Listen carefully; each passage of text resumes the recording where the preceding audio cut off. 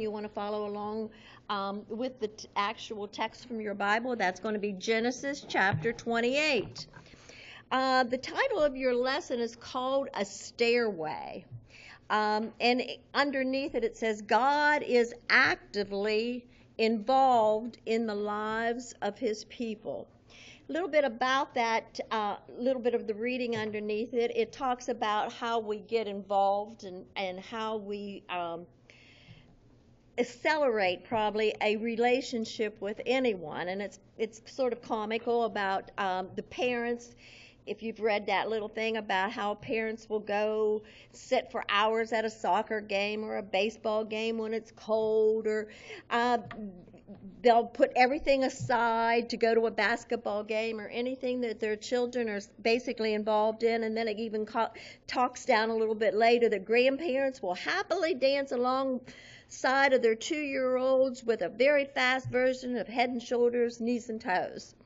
And it says that all of this is because they love their children and their grandchildren, but they also want to be involved. They want to relate to that child. And so they take steps, literally, to make that relationship stronger, better, to create memories, to all kinds of things that they will do. And on the last line there, which is the direction of the lesson sort of today, how much more is the love of God for his children? How much more?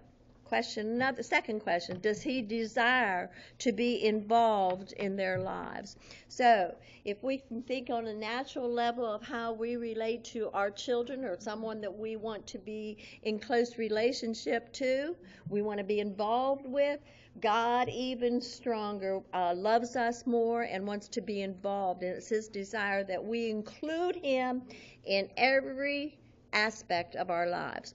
So the choice is actually left up to us.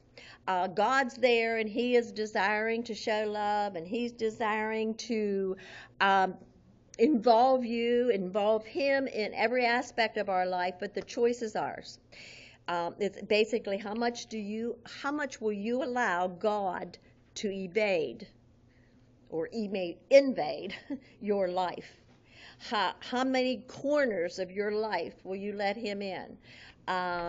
Do you come with open hands, ready to receive all that God has? Or do you just set time limits? Church is for God. Maybe my morning Bible studies for God. But I'm not taking him with me when I go to the grocery store, or I'm not taking him with me when I go shopping or to the movies or entertainment. That God is off limits. But he doesn't want that. He wants to be involved in every moment of our life, and it's up to us to give him that. So if you would see, that's what makes the difference between Christians, really. We might call it spirituality, we might call it maturity, but it's really how much each individual is going to allow God to invade every area of your life. A lot of times that was put in a little story form about rooms, and you've heard preachers speak about this, the rooms of your body being like a room of a house. And yes, you invite him into the living room because that, or maybe some people just the foyer, and then you can't peek into the other corners of the house. And so that's the way. But God wants to be involved in every area of our life, and when we allow him to come in, he just floods us with peace and strength and guidance and help. But sadly, some of us, and sometimes in our lives, close those doors, and we do not allow God into our life. Well, the context of our lesson today you'll find on page 38, and we're going to give you tiny little background information on this. What we're going to see in today's lesson is all about Jacob again. We talked about Jacob last week because Jacob deceived his father Isaac and got the blessing that Isaac had intended to give to Esau. Esau, when he came back and found all that out, said, you know what, not right now, but as soon as my father passes away, I'm going to kill this Jacob, and then that way I'll get that blessing and that birthright all back again. So we're finding now that Rebekah, the mother of Isaac, and Esau and Jacob, is sending Jacob away. She realized that the threat is a real threat, and another thing that she's using to send him away for his own safety is the fact that Esau married, and he married some of the Canaanite, the Hittite ladies around there, and we don't really know what all sin they brought in, but the statement twice is made that they were a source of grief moving into the tribal area where Isaac and Rebekah were living. They were a source of grief, and so they had decided between them that there's no way we're going to allow Jacob, or we want Jacob to take a wife from there. Instead, let's send him back to your home place, Rebekah, and let him go to Uncle Laban and let him secure a wife there. And so Jacob begins this long trip of some 400, 500 miles into the area of Pandamaram. If you want to look at your map in the back, you can. It's the upper Mesopotamian valley. He's going back to the city of Haran, which actually in today's map it is the southwestern part of Turkey. So we've got him making this trek from Beersheba clear up to the upper Mesopotamian valley, some 400, 500. Just listen. First thing we find is that Isaac's going to call Jacob in to see him. Now, this is already after the fact that he knows that Jacob has deceived him, that Rebekah has deceived him, and so he calls him in, and it's almost like he now acknowledges this is God's plan. It was done in a very deceitful way. God did not condone that deceit, but yet he took the broken pieces of that deceit, and now he's going to put them back together. He's going to work it out for God's ultimate sovereign plan, which he had in place before even the birth of the two. So Isaac's going to call Jacob back in, knowingly that he was deceived, but he now acknowledges God's plan of selection. Jacob, the second-born, was God's plan to receive the inheritance that was given to Abraham. Next, we're going to find that the selection, the mother's going to voice this selection of the wife, and she's going to say, let's send Jacob back to my home place where he can get a wife among the people of my ancestors. If you remember, where Isaac didn't go back there, and we don't have any indication that Isaac ever was there, but if you remember from a couple lessons ago, Abraham sent a servant, his trusted servant, to there to get a wife there for Isaac. So Rebekah was Isaac's wife, and so she's going back. They're going back to Uncle Laban, to that area there. Now, do you remember even as Abraham sent his trusted servant, he said, an angel's going to go with you.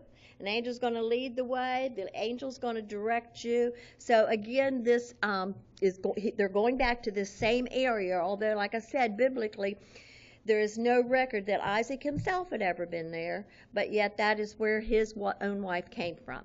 Now in verse 3, Isaac's going to bless him, and he's going to say, may El Shaddai. Now we talked about that name, El Shaddai. That means the all-sufficient God, the God that's going to meet all of your needs. So he didn't really say in this, although your Bible will say the Lord said to him, he didn't say Elohim, which is the creator God. He used the word El Shaddai, which is the God who's going to be so sufficient that he's going to provide everything that basically, Jacob, you're going to need on this journey. And so Isaac blessed him and say, may El Shaddai, the all-sufficient God, bless you, make you fruitful, increase your numbers until you actually become a community. And it'll be interesting when we get to study about when he leaves and come back. He had a community of people. He had sons, he had animals, he had all this had come true, this blessing that was put on him. And then the next thing he says, may God give to you the blessing that he gave to your grandfather Abraham, and then me, your father. So he's praying and blessing him. He said, I now realize that that blessing, that Abraham blessing, is going to be passed down. And he says, I'm praying that God will meet you and that God's going to give you that blessing that he gave to Abraham first, passed on to me, Isaac, and now I pray that he'll pass it on to you, Jacob. So we're seeing this covenant blessing being passed on. So then he basically sent Jacob on his way. So the story of Jacob's now going to begin with his solo journey. That means he went alone for some 400 miles. Now, it can be anywhere from 400 to 600. I've read so many commentators. I guess it's the way you go that makes the difference of the miles. But it's at least 400 plus miles that he has to travel alone. So I stopped to think, and you can think with me about this. One can only imagine his demeanor as he traveled alone. I'm sure he had a fear. He had a fear of Esau chasing him. Get him alone, I'll chase him, although he already had made that statement, I will wait till Isaac dies, but he could have changed his mind. He's probably chasing me. I think of Jacob also having a fear of wild animals. Do you remember Esau was the one that went out and killed the animals and brought the wild game home, so he was used to wild animals and warding off. Remember Jacob, he just kind of dwelt along the tent, and now he's forced to go out into these mountain trek in this mountain area. So I'm thinking that I bet you that he even had a fear of animals. Another fear that he probably had was the occupants of the land. It was an unfamiliar path that he was taking. He had never been there before, and there were occupants in the land, and of course they were going to defend their land and didn't want any stranger passing through. And so I think that he was a fear of Esau, he was a fear of the wild animals who he would meet up with, and a fear of the occupants. Another thing I think about Jacob as he traveled, that he was lonely. He traveled alone, and he wasn't used to being alone. You get the idea, he just stayed around home. He was a homebody. He dwelt among the people of the tents. He was always there talking and relating to people, and now he is lonely as he travels. I also see him missing his mother.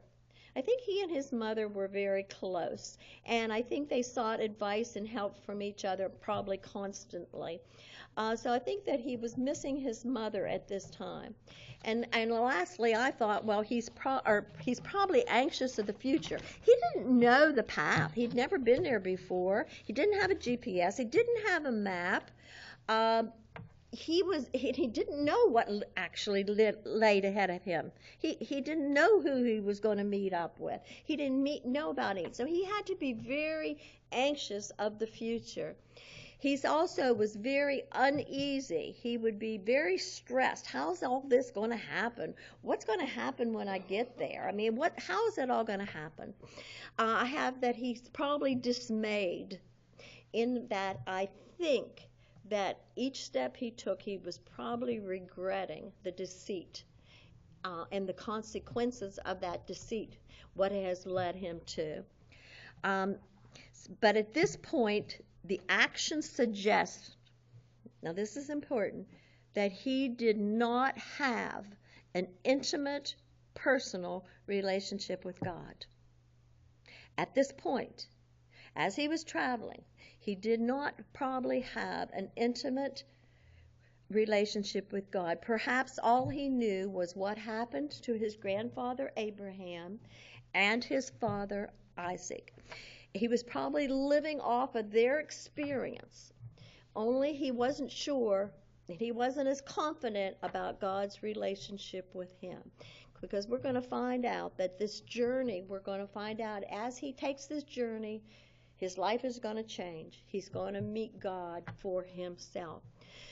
So the journey of both the actual literal trip and the spiritual journey that he's now on starts to begin to unfold in verse 10, page 39 of your book. We're going to follow the book, and we're going to follow the subtitles of your book for these verses. If you look at the subtitles, number 1, we're going to talk about the dream. Number 2, we're going to talk about the promise. Number 3, we're going to talk about the gate of heaven. And number 4, the vow. So we're going to look at the life of Jacob as he is, as I surmised, all these feelings, leaving home, leaving and going to an unknown place, and just not feeling good about anything. He's not even sure God's with him. He doesn't know God. He just knows God of the God of his ancestor. He knows the story how God led Abraham, his grandfather. He knows this little bit about Isaac, which is not, the spiritual content of Isaac is not mentioned in the Bible. We really don't know where he was. I'm sure he must have heard from Isaac, his father, when Abraham took him up to offer in the meeting with God. But that's about all that we have reference. You've got to get to this picture in your mind, because they didn't have a Bible like we have. They didn't even have a place of worship. There was no temple. There was no synagogue. So where they worshiped, they would go and make an altar. And I don't even know how often they go, because the Mosaic laws had not been given to have certain feast days or certain worship days. So they would just go on their own and worship God. Now that is about all they knew about God. So he really didn't have much experience. He didn't nearly have what we have if we would be called to do take such a journey as this. So you've got Jacob, who is a deceitful type person, who has just lied, has just deceived, and is now just running away. And he just I've got to go there, and I've got to get a wife. I don't even know where I'm going. I don't know what lays ahead. And he has all these problems in him. So our lesson is going to start out on page 39 of your booklets, and it's called Dreaming. And it starts out with verse 10. Jacob left Beersheba. Now there again, if you need to look at your map, that's south of Jerusalem, quite a few miles. That's the area that they had been living in, Beersheba. And he went towards Haran, which is that 500-mile trip away, the city of Haran, where he was going to go to. He reached a certain place and spent the night there, because the sun had set. He took one of the stones from the place, put it there at his head, and lay down in that place. And he dreamed. He dreamed a stairway was set on the ground with the top reaching the sky, and God's angels were going up and down. Now, where he reached this certain place, we know where it is. He did not. It was a place called Luz, L-U-Z, but after his episode there that night, he renamed that place Bethel. We'll talk about that. The certain place that he went was about 3 hours north of Jerusalem. So traveling from Beersheba to a city called Luz, about 80 miles away, or what would be probably a 4-day journey. So he, after a 4-day journey, is going to lay down and sleep there for the night. Now the place that he stopped, there is, I tried to Google that, and there is a little bit of a stone cave, it looks like, and just a little bit of a stone platform. But here's what it says. Today the site he stopped on, an Arab city, is built over it. But if you can Google that, you'll see there's a couple markers left where they think that was the place that Jacob stopped for the night. Now, your Bible, in every version that I've looked up, keeps saying that he stopped at a certain place, and then he took a certain stone and laid down. And I don't know the significance. I have searched a couple commentators on that, and it has varied from just a certain place he just happened to go there, or some call it a particular place. And I'll just give you what I wrote, because this is what I feel. At this certain place, all commentators will agree that it was a divinely appointed place. He didn't just coincidentally go. God was leading him for a particular person, for a particular reason, and he took him to this particular place. That place became significant throughout the future, and it is spoken of at least 59 times in 13 different books of the Old Testament, and that place was Bethel. He named it Bethel. Now, if you know anything about the names of God, El, El Shaddai, means El is God's name, means God. So Beth is house, and so he's named it Bethel because this, he says, became the house of God. So Bethel means the house of God, and it became very, very important. Like I said before, 59 times mentioned in 13 different books of the Old Testament. You may even remember hearing a preacher saying or preaching a message about going back to Bethel, going back to the place where you first met God. And we'll talk a little bit about that. So it becomes very important. Let me tell you a little bit about this place, first of all. This place was first visited by Abraham. If you look at Genesis chapter 12, verse 8, Genesis chapter 13, verses 3 and 4, it says that Abraham visited at the hills east of Bethel. Now, it didn't have Bethel's name there, but as Moses was writing it, it had already gotten that name Bethel, so he identified it as Bethel. So Abraham visited there. He built an altar. He worshiped God there. Now, there is no biblical proof of this. But here's what I tend to believe, and you can agree or you can disagree because there's no biblical truth. I tend to believe that God brought Jacob to the same location for a divine appointment. This place became holy to God, and it's a place that they visited and revisited and set up an altar there. And I just have a sneaky suspicion that God led him to the same place where he met Abraham. There wasn't a marker there, but I kind of believe that. Then it said, the next thing said he took a stone. And here again, no biblical proof, but I kind of think that it might have been a stone from the altar that Abraham built. Because Abraham built an altar there. Whether that altar was still standing or not, it wasn't a long time ago because Abraham was Jacob's grandfather.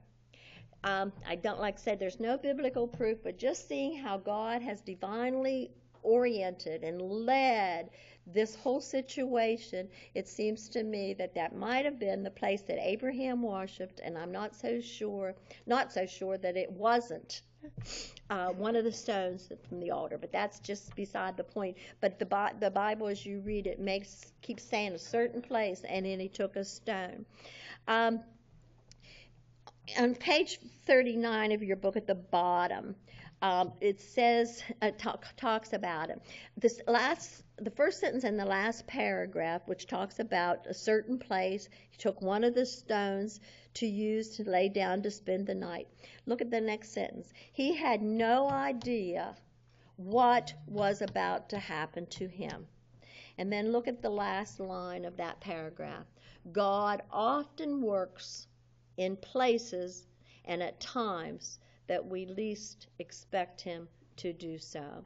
So just those books, those references from your book, makes me tend to believe, and I agree that this is a divinely appointed time, and it's a divinely appointed place where we're going to find out Jacob is going to have a real encounter with God, the God of Abraham and the God of Isaac. And at that point, I believe that it becomes to be the God of Jacob as he receives God into his life.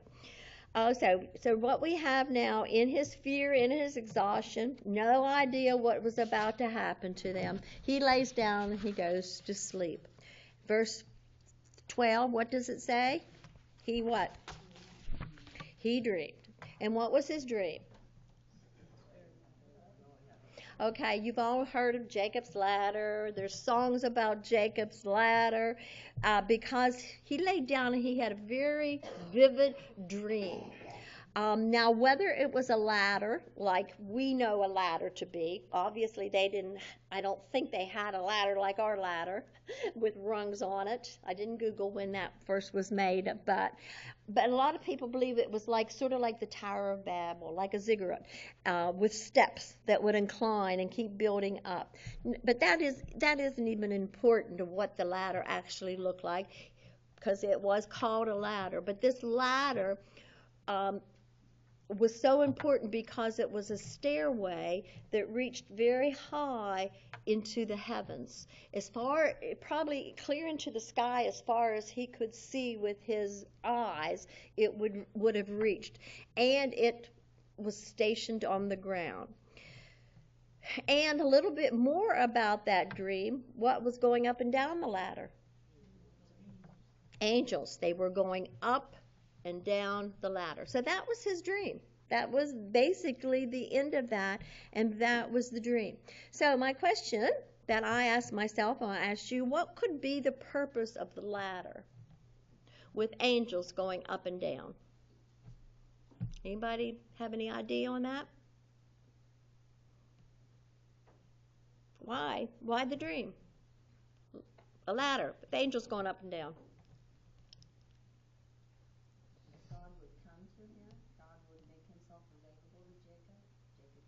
He was actually showing, you're right, and I'll just read what I wrote. Angels are God's messengers, and they are actively involved in the world, but they do as God bids. They, just for one blowout example, Mary, the angel came to Mary, an angel came to Joseph, and so it's all through an angel will be God's messenger to do what he bids for them to do. We have guardian angels, and I don't know how many times that our guardian angel has diverted an accident or a tragedy or a danger from us. But we're not, that's the study of angels, a wonderful study, but that's not our intent today. Even if you remember back when the servant went to get a wife, Rebecca, for Isaac, here's what he said. He even told Laban that later. He said, an angel has led me all the way. So angels are very important, and so God is using these in this dream. That, now getting back to what you said, Marilyn, heaven was communicating with Jacob now on a personal level. He didn't have this personal contact before, as far as we know, in the way his character and his actions demonstrated. He is now meeting God on a personal level as never before. God was interested in him, and God was pursuing him. God was initiating this personal relationship with him. Page 40 of your booklet will kind of give you a little indication of that. On the very first paragraph, about the second sentence down there, this signified God's initiative to communicate with Jacob. So, God is now, through a dream of a ladder, with making an access to heaven, angels going up it and angels going down, is now showing Jacob that God is seeking this personal relationship with him. Okay, let's go on to the next section of this, which is called Promised, and it's verses 13 through 15. French, do you want to read that for us?